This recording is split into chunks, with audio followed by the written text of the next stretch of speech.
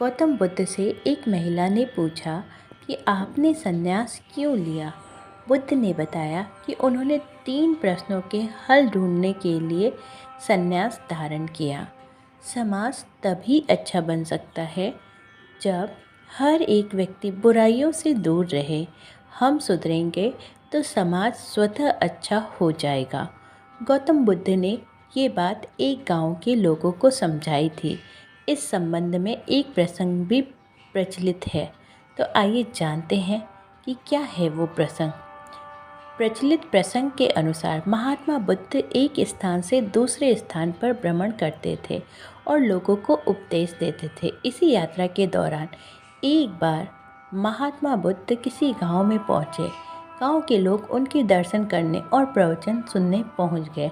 कुछ ही दिनों में क्षेत्र में काफ़ी लोग बुद्ध के उपदेश सुनने आने लगे। तभी एक दिन वहाँ एक महिला पहुँची। उसने बुद्ध से पूछा कि आप तो किसी राजकुमार की तरह दिखते हैं, आपने युवावस्था में ही संन्यास क्यों धारण कर लिया। बुद्ध ने कहा कि मैं 3 प्रश्नों के हल ढूंढना चाहता हूँ, इसलिए मैंने संन्यास लिया है। बुद्ध आगे बोले कि हमारा ये शरीर अभी युवा और आकर्षक है, लेकिन ये वृद्ध होगा, फिर बीमार होगा और अंत में मृत्यु हो जाएगी। मुझे वृद्धावस्था, बीमारी और मृत्यु, इन तीनों के कारण जानना था। इन 3 प्रश्नों के हल मुझे खोजने थे।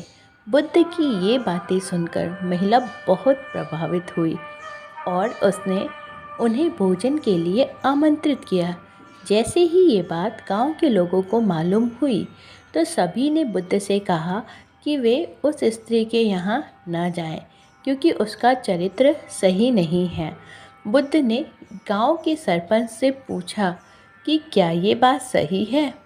सरपंच ने भी गांव के लोगों की बात में अपनी सहमति जताई।